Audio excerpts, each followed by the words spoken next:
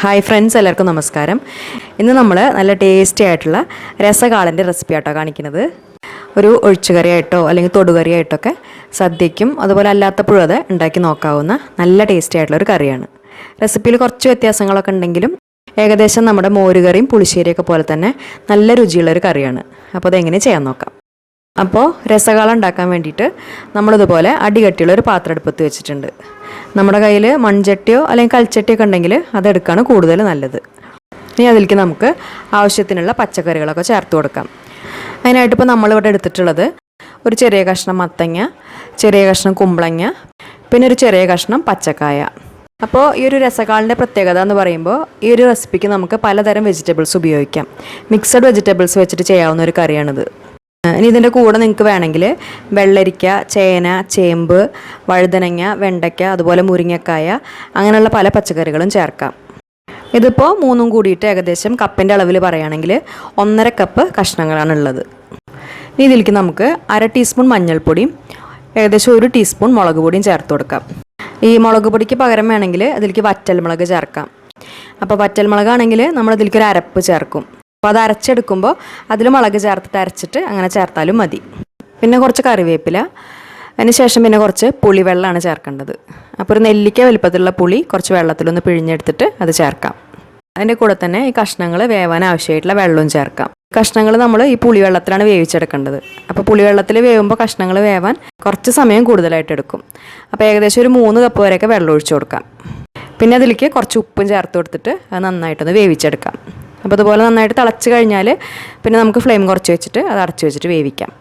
ഇടയ്ക്കൊക്കെ ഒന്ന് ഇളക്കി കൊടുത്താൽ മതി. അപ്പോൾ ഇനി ആ കഷ്ണങ്ങൾ നന്നായിട്ടൊന്ന് വെന്ത് വരുന്ന സമയം കൊണ്ട് നമുക്കിതിന് വേണ്ടിയിട്ടുള്ള അരപ്പ് റെഡിയാക്കി എടുക്കാം. അപ്പോൾ അരപ്പിന് വേണ്ടിയിട്ട് ആദ്യം നമ്മൾ കുറച്ച് സാധനങ്ങളൊക്കെ ഒന്ന് വറുത്തെടുക്കണം. അപ്പോൾ അതിന് വേണ്ടിയിട്ടൊരു പാനിലേക്ക് ആദ്യം ഒരു 1/2 ടീസ്പൂൺ ഉലുവ ഇട്ട് കൊടുക്കാം. പിന്നെ അതിൻ്റെ കൂടെ 1/4 ടീസ്പൂൺ കുരുമുളകും 1 ടീസ്പൂൺ അരിയും ചേർത്ത് കൊടുക്കാം. അരി എന്ന് പറയുമ്പോൾ നമുക്ക് ചോറ് വയ്ക്കണ അരിയോ അല്ലെങ്കിൽ പച്ചരിയോ ഏത് അരി വേണമെങ്കിലും എടുക്കാം.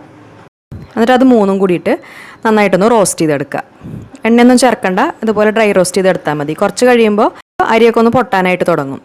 അതുവരെ ഒന്ന് വറുത്തെടുക്കുക. ഇപ്പോൾ അത് മൂന്നും നന്നായിട്ട് റോസ്റ്റായി വന്നിട്ടുണ്ട്. അരിയൊക്കെ പൊട്ടാനായിട്ട് തുടങ്ങിയിട്ടുണ്ട്. ഇനി നമുക്കത് ചൂടാറാനായിട്ട് മാറ്റി വയ്ക്കാം. എന്നിട്ട് അത് നന്നായിട്ട് ചൂടാറി കഴിയുമ്പോൾ ഒരു മിക്സി ജാറിലേക്ക് ആദ്യം നമുക്ക് ഒരു 1/4 കപ്പ് നാളികേരം ചേർത്ത് കൊടുക്കാം. പിന്നെ അതിൻ്റെ കൂടെ തന്നെ 2 പച്ചമുളകും പിന്നെ നമ്മൾ വറുത്ത് വെച്ചിട്ടുള്ള ഈ അരിയും കുരുമുളകും ഉലുവയും കൂടിയിട്ടുള്ള ആ ഒരു കൂട്ടും കൂടി ചേർത്ത് കൊടുക്കുക. എന്നിട്ട് കുറച്ച് വെള്ളം ഒഴിച്ച് കൊടുത്തിട്ട് അത് എല്ലാം കൂടിയിട്ട് നന്നായിട്ട് അരച്ചെടുക്കുക. തരികളില്ലാത്ത രീതിയിൽ നല്ല ഫൈനായിട്ട് തന്നെ വേണം അരച്ചെടുക്കാൻ. അപ്പോൾ ഈ സമയം കൊണ്ട് നമ്മുടെ കഷ്ണങ്ങളൊക്കെ നന്നായിട്ട് വെന്തിട്ടുണ്ട്. ഇനി അതിലേക്ക് നമുക്ക് കുറച്ച് ശർക്കരയാണ് ചേർത്ത് കൊടുക്കേണ്ടത്. അപ്പോൾ ശർക്കരയുടെ അളവ് എന്ന് പറയുമ്പോൾ നമ്മുടെ ഇഷ്ടമാണ്.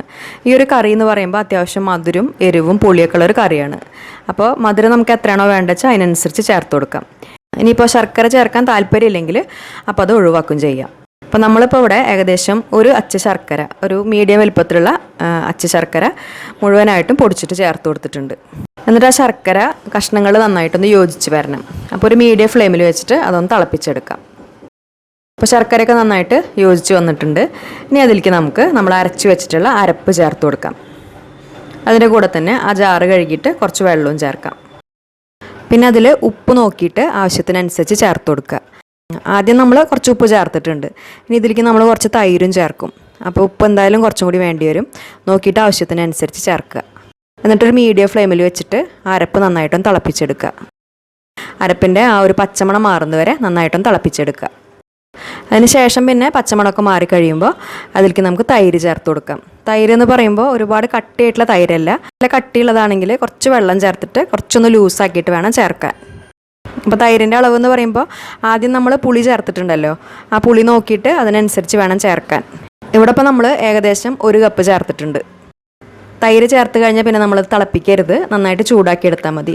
നന്നായിട്ട് ചൂടായിട്ട് ചെറുതായിട്ട് ഇതുപോലെ ഒന്ന് പതഞ്ഞ് വരാൻ തുടങ്ങുമ്പോൾ ഫ്ലെയിം ഓഫ് ചെയ്യാം. എന്നിട്ട് അതിലേക്ക് നമുക്ക് കുറച്ച് കറിവേപ്പില ചേർത്ത് കൊടുക്കാം. ഇപ്പം നമ്മുടെ രസകാളൻ ഏകദേശം റെഡി ആയിട്ടുണ്ട്. ഇനി അതിലേക്ക് നമുക്കൊന്ന് വറുത്തിടണം. അപ്പോൾ അതിന് വേണ്ടിയിട്ട് കുറച്ച് വെളിച്ചെണ്ണ ചൂടാക്കി എടുത്തിട്ടുണ്ട്. അതിലേക്ക് ആദ്യം 1 ടീസ്പൂൺ കടുകിട്ട് കൊടുത്തിട്ട് അത് നന്നായിട്ടൊന്ന് പൊട്ടി വരുമ്പോൾ ഒരു നുള്ള് ഉലുവ ചേർത്ത് കൊടുക്കാം. ഉലുവ ഒരു നുള്ള് തന്നെ ചേർത്ത് കൊടുത്താൽ മതി. നമ്മൾ അരപ്പിലും ഉലുവ ചേർത്തിട്ടുണ്ട്. പിന്നെ 2-3 വറ്റൽമുളകും കുറച്ച് കറിവേപ്പിലയും ചേർത്തിട്ട് നമുക്കത് കറിയിലേക്ക് ഒഴിക്കാം. അതിന് ശേഷം കുറച്ച് സമയം ഒന്ന് അടച്ചു വയ്ക്കാം. ചെറിയ മധുരവും പുളിയും അതുപോലെ എരിവും കൂടിയിട്ടുള്ള നല്ലൊരു കറിയാണ്. ഏകദേശം പുളിശ്ശേരിയുടെയും മോരുകറിയുടെ ഒക്കെ ഒരു ടേസ്റ്റ് തന്നെയാണ്. പക്ഷെ നമ്മളതിൽ പുളി ചേർക്കുന്നുണ്ട്, അതുപോലെ അരപ്പിൽ അതൊക്കെ ഒന്ന് വറുത്തിട്ട് അതും ചേർത്ത് കൊടുത്തിട്ടുണ്ട്. പിന്നെ അതിലൊക്കെ നമ്മൾ ജീരകം ചേർക്കാറുണ്ട്, ഇതിൽ ജീരകം ചേർത്തിട്ടില്ല. പിന്നെ അത് ഒഴിച്ചുകറിയായിട്ടും അതുപോലെ തൊടുകറിയായിട്ടും കൂട്ടാറുണ്ട്.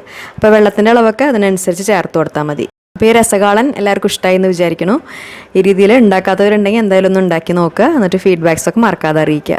പിന്നെ വീഡിയോ നിങ്ങൾക്ക് ഇഷ്ടപ്പെട്ടാൽ ലൈക്ക് ചെയ്യുക, ഫ്രണ്ട്സിനും ഫാമിലിക്കും വീഡിയോ ഷെയർ ചെയ്ത് കൊടുക്കുക. പിന്നെ ചാനൽ സബ്സ്ക്രൈബ് ചെയ്യാതെ കാണുന്നവരുണ്ടെങ്കിൽ മറക്കാതെ ഒന്ന് സബ്സ്ക്രൈബ് ചെയ്ത് സപ്പോർട്ട് ചെയ്യുക. അപ്പോൾ നല്ലൊരു റെസിപ്പി വീഡിയോ ആയിട്ട് ഇനി വീണ്ടും കാണാം. താങ്ക്